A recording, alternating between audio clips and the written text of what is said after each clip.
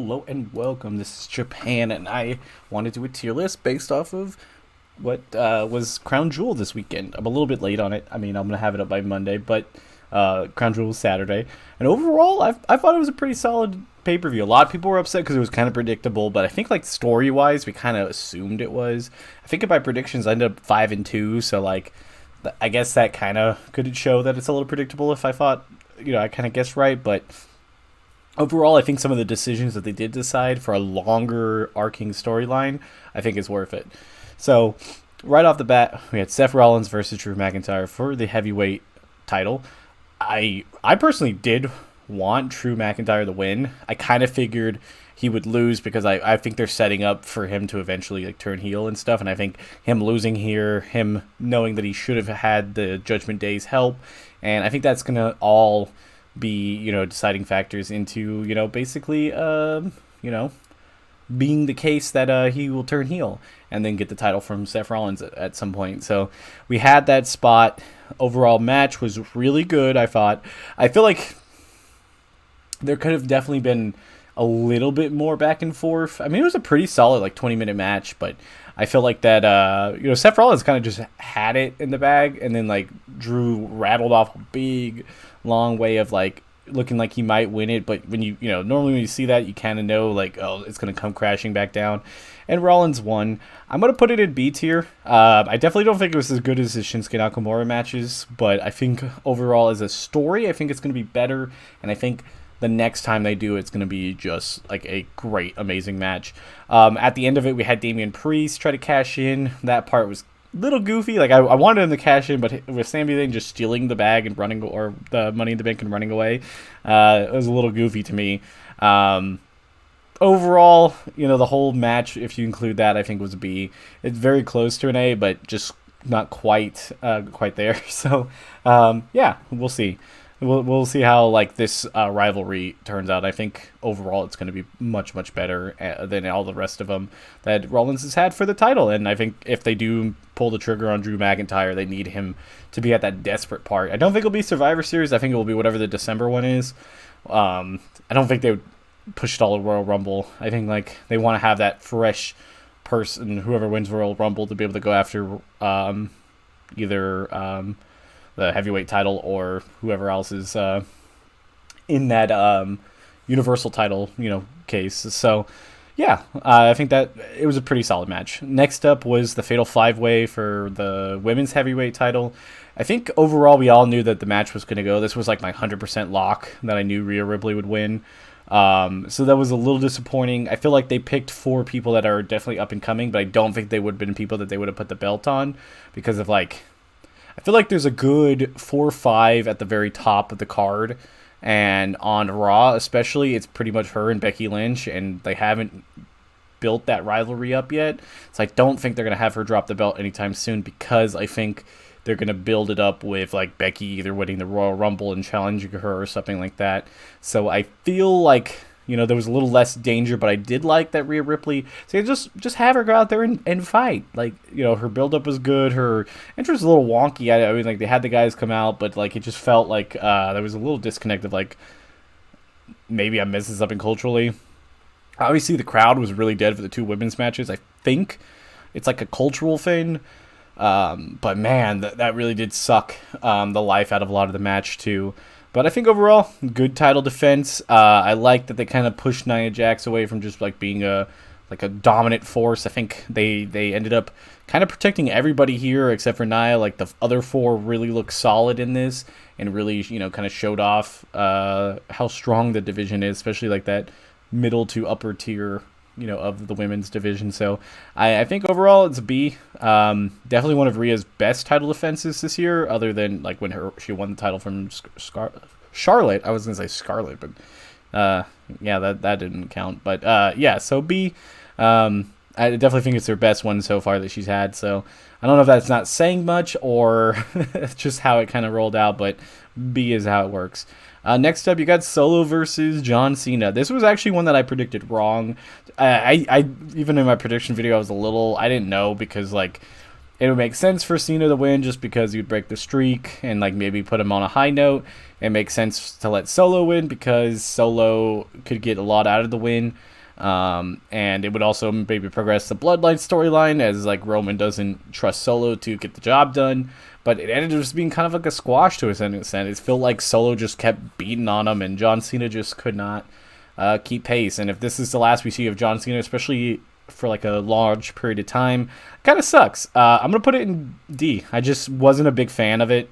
I feel like we could have seen a little bit more, and maybe it'd been a little bit closer. I just feel like I know they were trying to make Solo to be this big monster. I just feel like because it's John Cena, we didn't have to see Solo. Like we could have seen him struggle a little bit, but you know they might have something longer with him just destroying John Cena that could really, you know, maybe put him in his mind that he wants to take out Roman himself. And that could possibly happen too. So, you know, D for sure. But yeah, I mean, for story, it felt good. I mean, that match was still good. I just would probably never watch it again. Next up, we have Rey Mysterio versus Logan Paul for the U.S. title, and Logan Paul winning, which I called on a prediction. It makes sense to put Logan Paul with the title. He's going to really elevate that U.S. title, I believe, in the next coming months. So, like, if he holds on to that and he gets it to like next WrestleMania, I think it will be a much bigger match than if anybody else was holding that title right now. So I'm happy about that, and whoever takes it off of him, I think, could possibly like be a megastar, you know, or the megastar if it's LA Knight, which I still think would be a valid consolation prize to all of his troubles. So I think something like that, future, would be great. Here, this match was overall pretty good. There was a couple great spots in it. Logan kind of saved Rey on that one flip. I mean, Rey looked like he was going to take a nosedive, and that would have not been pretty.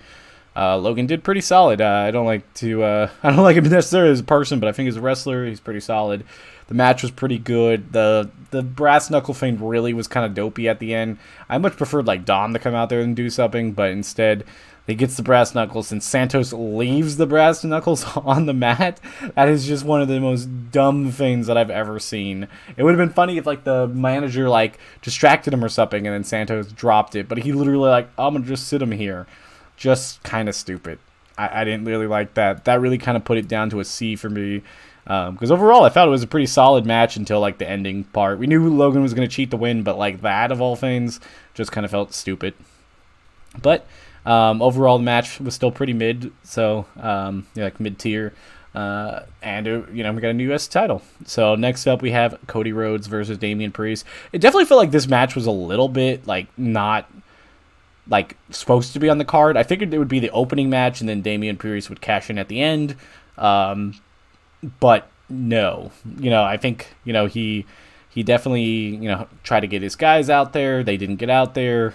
We had, Jay come in there and save Cody at the end. I think, he just kind of, makes that rivalry grow a little bit longer. But, I mean, I'm kind of sick of just seeing it week in and week out because we see it on Raw almost every week. But it's just showing, I think, that Damian's getting more and more frustrated. But I don't really know what the buildup of that is because... he doesn't have like somebody to cash in on his own team, I guess that would be the way to do it.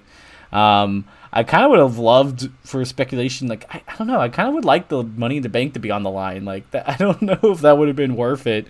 I mean, they could have easily gave Cody an easier path to get to Roman, but, overall, I still think it was, I still think it was a good match.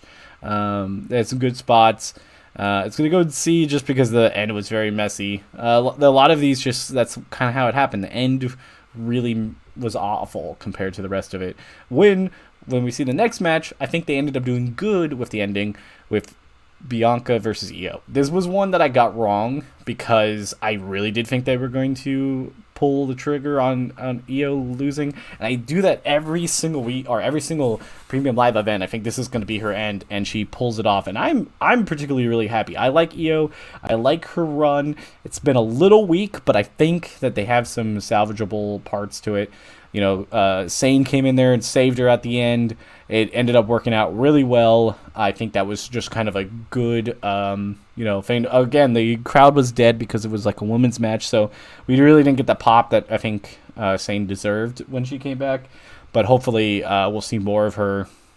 And I think it will drive a wedge between her and Bailey. And then maybe Bailey gets so fed up that she challenges Io. I want the Io Bailey fight. And I want it to be for the title. And I want Io to win and win it cleanly. And then, something like that would be fine. But, I don't know if we're going to get it. Overall, the match itself I thought was really good. I kind of hate when it digresses to being like a 3-on-1 where, the other person has no chance in hell to win because it kind of cheapens the champion. Like, yeah, they're a heel and they need to win, but like, it was 3 versus 1. I mean, the 2 versus 1 is hard enough, but 3.